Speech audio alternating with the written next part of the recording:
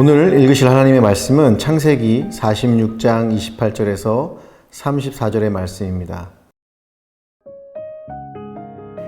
야곱이 유다를 요셉에게 미리 보내어 자기를 고센으로 인도하게 하고 다 고센 땅에 이르니 요셉이 그의 수레를 갖추고 고센으로 올라가서 그의 아버지 이스라엘을 맞으며 그에게 보이고 그의 목을 어긋 맞춰 안고 얼마 동안 울매 이스라엘이 요셉에게 이르되 내가 지금까지 살아있고 내가 내 얼굴을 보았으니 지금 죽어도 족하도다.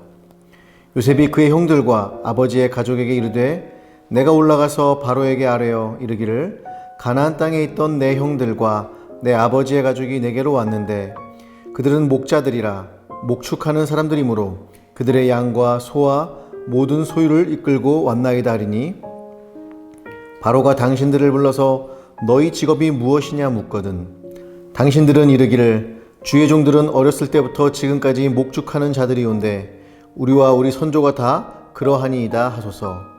애굽 사람은 다 목축을 가증히 여기나니 당신들이 고센 땅에 살게 되리이다. 아멘. 1989년에 달마가 동쪽으로 간 까닭은이라는 영화가 있었습니다. 저는 아직도 왜 달마가 동쪽으로 갔는지 모르겠습니다. 오늘 큐티 제목은 이 영화 제목을 패러디한 것입니다. 그 이상도 그 이하도 아무것도 아니라는 것을 먼저 말씀드립니다. 창세기 46장 28절 이하는 애굽으로 온 야곱과 요셉이 만나는 장면입니다. 죽은 줄 알았던 아들을 만났으니 얼마나 감격스러웠겠습니까? 요셉 역시도 자신이 살아있는 동안 만날 수 있을지 어떨지 몰랐을 텐데 이렇게 만나게 되었으니 이야말로 성경에서 보여주는 이산가족 상봉이 아니겠습니까? 부자의 정으로 두 사람은 서로 목을 껴안고는 한참 동안 울기만 했습니다. 어쩌면 여러분도 만나보고 싶은 사람이 있을 것 같습니다. 저는 이 장면을 보면서 잠시 동안 혹시 우리가 예수님을 만나면 이렇게 울고 감격스러워할 것이 아닌가라는 생각을 했었습니다. 오늘 본문은 가족의 상봉에 대해서 길게 이야기를 하지 않고 갑작스럽게 바로에 대한 이야기를 합니다. 바로가 불러서 직업이 무엇인지 묻거든 목축하는 사람들입니다 라고 대답하라고 일러줍니다. 그러면 고센이라는 곳에 머물도록 바로가 명령할 것이라고 요셉이 알려줍니다. 여기에 참 이상한 것이 하나 있는데 요셉이 국무총리이고 국가 최고 지도자 중 한 사람이라면 자기 가족을 어디에 살게 해야 할까요? 아마 제가 국가에서 장관직을 맡긴다면 저 역시 가족들을 서울에 와서 살게 하고 돌보았을 것입니다. 저는 경기도민이거든요. 당시 애굽의 수도는 테베였을 것으로 추정되는데 고센과 상당히 먼 거리에 있었습니다.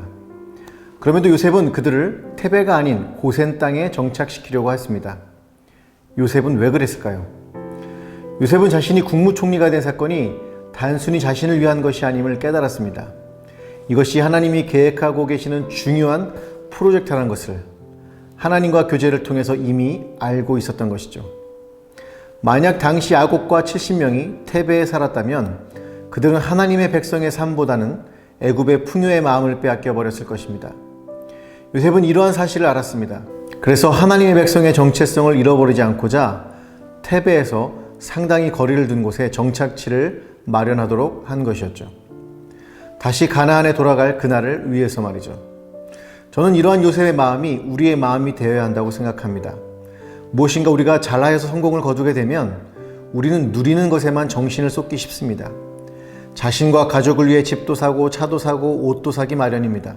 물론 이런 것들은 나쁜 것은 아닙니다. 그리스도인들은 여기에 한 가지 중요한 사실을 생각해 내어야만 합니다. 하나님이 우리에게 복을 주신 이유를 말이죠. 우리와 우리 주변 사람들이 복을 누리는 것에만 신경 쓰는 것이 아니라 우리의 정체성을 잃지 않기 위한 고센 땅을 발견할 필요가 있습니다. 천국 가나안을 가기 전에 애국과 같은 이 땅에서 세속에 물들지 않고 살아갈 수 있는 곳이 필요합니다. 미국에 한때 유명했던 풀러라는 대학교가 있습니다. 복음주의를 대표하는 학교였던 풀러 대학교에서는 이런 말이 유행했다고 합니다. 지저스 자켓. 교회에 올 때는 예수님 자켓을 입고 오는데 집에 가면 다른 자켓으로 갈아입어 세상 사람들이 되는 것을 빗대어 한 말입니다. 이학준 교수님은 이러한 현상에 대해 신앙이 정체성의 문제와 연관되지 않으면 다 페인트 칠한 껍데기밖에 될 수 없다고 말씀하신 바도 있습니다. 여러분의 고센 땅은 어디입니까? 그리고 그 고센 땅은 무엇입니까? 여러분이 누리고 있는 현상을 넘어서 우리의 정체성을 확보하고 진정한 그리스도인이 되기 위한 몸부림의 고센 땅이 있습니까? 저는 개인적으로 우리 대학 청년부가 이러한 고센 땅의 역할을 하기 바랍니다. 단지 여러분과 즐거운 시간만을 갖는 것이 아니라 여러분의 정체성을 위해서 더욱 노력하고 기도하고 준비하는 곳이 되었으면 합니다. 여러분도 우리 공동체와 더불어 세상에 물들지 않고 온전한 정체성을 찾아가시기를 축복합니다. 기도하시겠습니다. 사랑해 주님 감사합니다. 요셉이 자신이 얻게 되었던 축복을 자신을 위한 것으로 생각하지 않고 하나님을 위한 준비라고 생각한 것처럼 우리에게 있는 것들을 주를 위해 섬기게 하옵소서. 우리 삶의 세상과 구별할 수 있는 고센을 허락하여 주옵소서. 예수님의 이름으로 기도드립니다. 아멘.